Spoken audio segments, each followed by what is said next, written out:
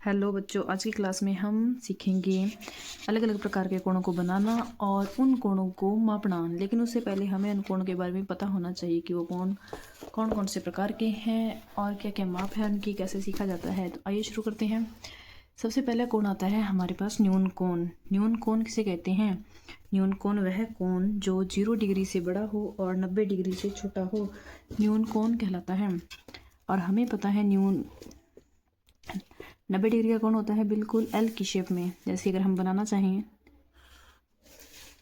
तो यहाँ पर ये बनता है हमारा 90 डिग्री का कोण, ठीक है, एल की शेप में। और इससे जो भी कम कोण बनेंगे, चाहे कितने भी कोण बनो, ये बना, इस तरीके से नीचे नीचे जो भी कोण बनेंगे वो सारे के सारे कोण हमारे क्या होंगे? न्यून कोण होंगे। इसका मतलब 0 डिग्री से बड़ा, यानी कि 1 डिग्री से लेकर के 89 डिग्री तक जितने भी कोण बनेंगे वो सारे के सारे क्या होंगे? न्यून कोण होंगे, ठीक है। उसके बाद आता है समकोण। समकोण कौन सा होता है? ऐसा कोण जिसकी माप क्या हो 90 डिग्री हो, वो समकोण कहलाता है। समकोण हमेशा ऐसे एल की शेप में बनेगा, ये हमारा समकोण होगा, ठीक है। समकोण की माप होगी हमारे पास 90 डिग्री। उसके बाद आगे कौन आता है? अधिक कोण। अधिक कोण होता है 90 डिग्री से ज़्यादा और 180 डिग्री से कम। तो आइए हम बनाते हैं अधिक कोण को। अधिक का मतलब ऐसे भी क्या होता है? ज़्यादा। ज़्यादा मतलब 90 से ज़्यादा। तो यहाँ हमने बना लिया एक 90 डिग्री का कोण। यहाँ डॉट डॉट लाइन बना दी, यानी कि ये कोण किसको दिखा रहे हैं? 90 डिग्री को। और यहाँ ये सीधी लाइन दिखा रही है 180 डिग्री को। हमें कोण लेना है इस 90 से ज़्यादा और इस 180 से कम, यानी कि इन दोनों के बीच में जो भी कोण आएंगे वो सारे क्या बनेंगे? अधिक कोण बनेंगे। तो इस तरीके से 90 से कोण बड़ा होना चाहिए और 180 से होना चाहिए कम। वो सारे कोण हो जाएंगे हमारे अधिक कोण, यानी कि 91 डिग्री से लेकर के 179 डिग्री तक के जो कोण होंगे वो सारे क्या होंगे?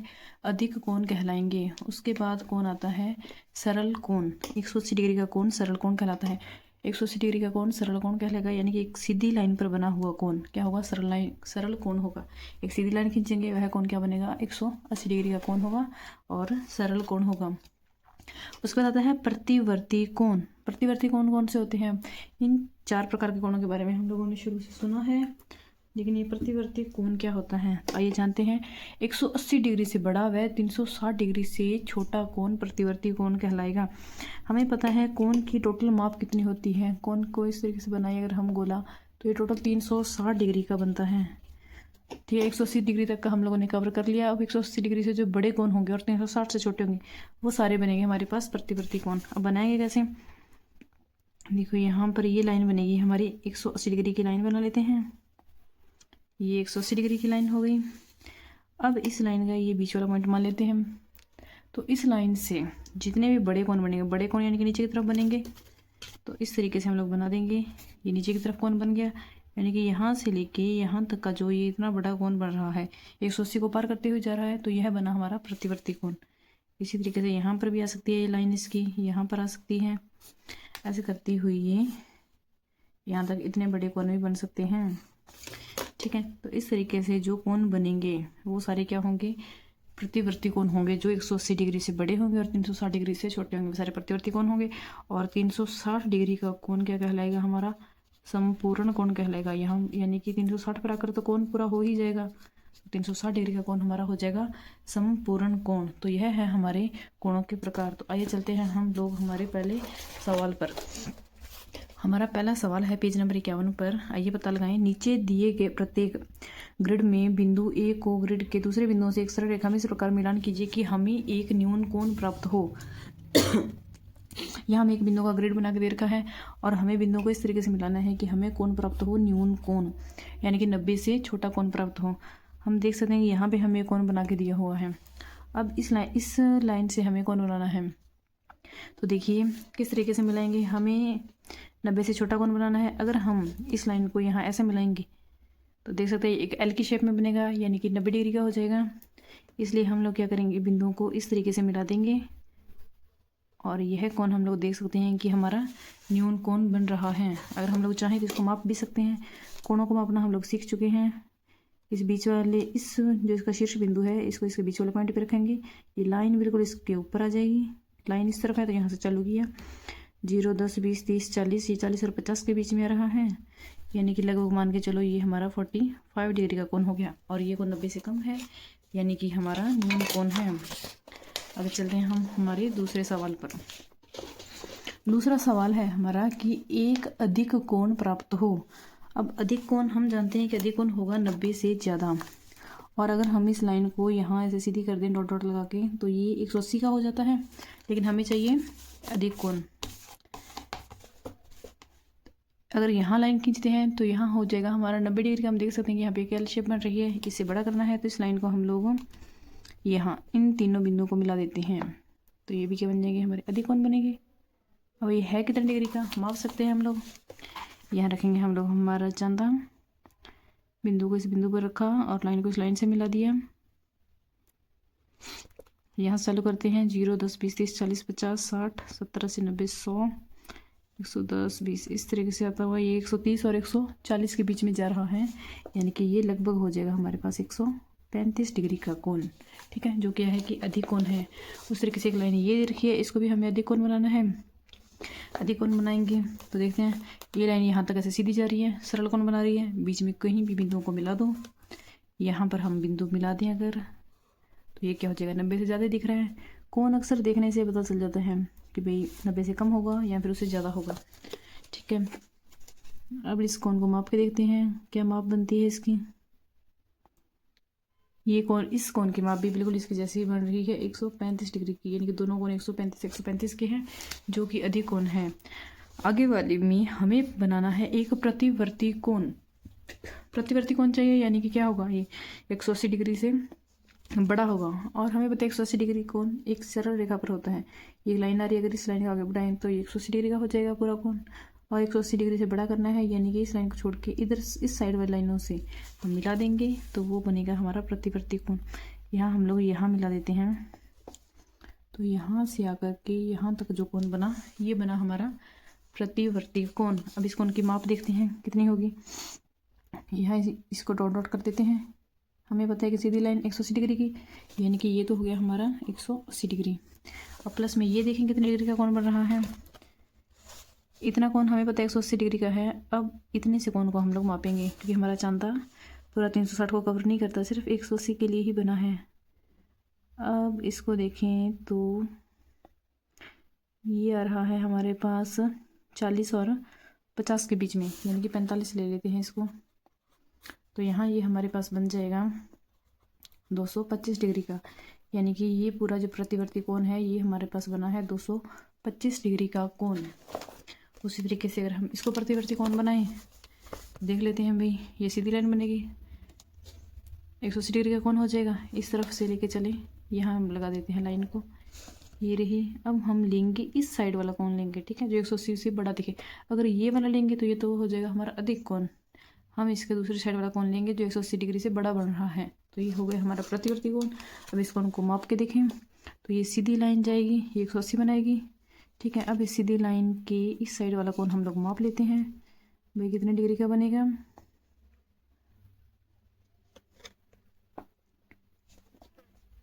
ये कोण भी लोग 40 और 45 के बीच में जा रहा है, यानी कि वही सेम ये भी हमारे पास बनेगा 225 डिग्री का कोण बनेगा। तो इस तरीके से हमारे पास न्यून कोण, अधिक कोण और प्रतिवर्ती कोण प्राप्त हो चुके हैं। कोणों को चाप तो अंकित कीजिए, इससे इच्छित कोणों की पहचान हो सके। एक आपके लिए किया गया एक सवाल हम लोगों ने करके देखा था, बाकी हम लोगों ने बना लिया। उम्मीद करते हैं कि आप लोगों को ये समझ। अब चलते हैं हम लोग हमारे आगे दूसरे सवाल पर। दूसरा सवाल है कि चांदी की सतह से प्रत्येक कोण का माप निकालिए। प्रत्येक कोण को न्यून कोण, अधिक कोण और समकोण या फिर प्रतिवर्ती कोण में वर्गीकृत कीजिए। हमें कोणों को मापना है, भाई हमारे कोण कितने डिग्री के हैं, और साथ में उनकी माप वगैरह भी लिखनी है। तो आइए अब हम इस दूसरे सवाल को हल करते हैं। दूसरा सवाल हमारे पास, चांदी की सतह से प्रत्येक कोण का माप निकालिए। प्रत्येक कोण को न्यून कोण, अधिक कोण, समकोण या फिर प्रतिवर्ती कोण में वर्गीकृत कीजिए। हमें इन कोणों को मापना है और इन कोणों का प्रकार बताना है कि भाई ये कौन से प्रकार का कोण है। तो आइए शुरू करते हैं। सबसे पहले हम देखेंगे सवाल के अंदर हमें दे रखे हैं बिंदु W, T, P, इस तरफ R, इस तरफ Q, और हमें कौन से मापने हैं। ये रहा छोटा तीर का निशान, यानी कि इन दोनों के बीच में P, T, R, और सेकंड नंबर पे है ये तीर का निशान यहाँ से चल के दूसरी लाइन तक आ रहा है, यानी कि P, T और Q, ये वाला कोण मापना है। उसके बाद आगे दे रखा है हमें और बड़ा तीर का निशान इन दोनों लाइनों के बीच में P, T, W, और एक है W, T, P। W, T, P, यानी कि इस साइड वाला कोण। तो हमें 4 कोण मापने हैं। शुरू करते हैं। सबसे पहले इस चांदी को रखेंगे हम लोग यहाँ पर, बिंदु को इस बिंदु से मिला देंगे, लाइन के ऊपर बिल्कुल सीधी लाइन आ जाएगी।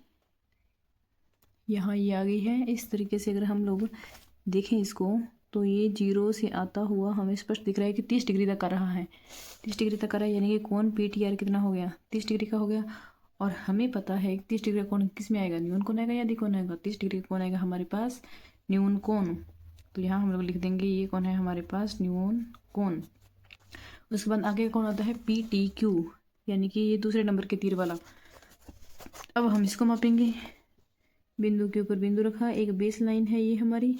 हमें ध्यान रखना है कि ये लाइन यहाँ से शुरू होकर यहाँ तक खत्म हो रही है, तो बेस लाइन हमारी ये हो जाएगी। इसके ऊपर रखेंगे तो यहाँ ये हमारी सेकंड लाइन जा रही है 60 डिग्री पर। तो यानी कि PTQ हो गया हमारे पास कोण 60 डिग्री का, और यह कोण भी क्या है हमारे पास, न्यून कोण हो गया 60 डिग्री का। उसके बाद आता है PTW, यानी कि ये सबसे बड़े तीर वाला। अब हम देखते हैं इस कोण को मापते हैं। तो हम लोग यहाँ पे बेस लाइन ये वाली बना लेते हैं। ये हमारी बेस लाइन हो गई, और इसके बाद हमें इसका एंगल मापना है।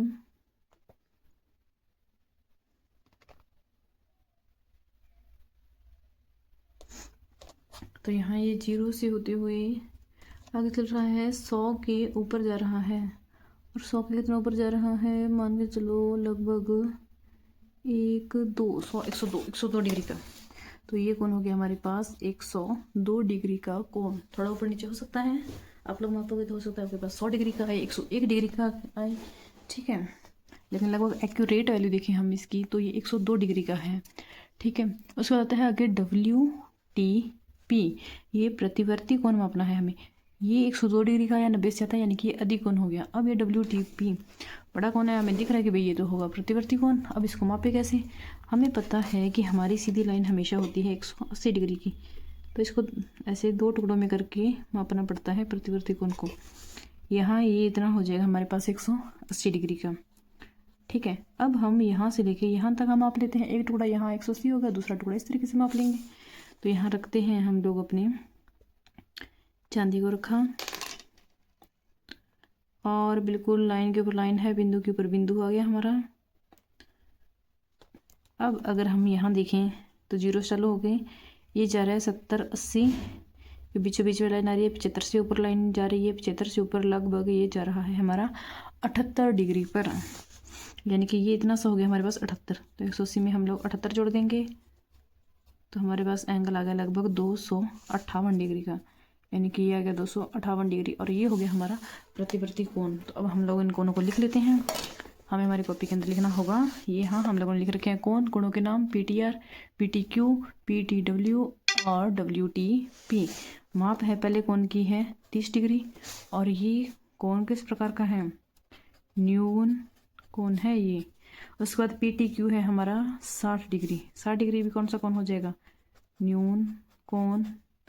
उसके बाद आता है हमारे पास PTW, जो था हमारे पास 102 डिग्री का।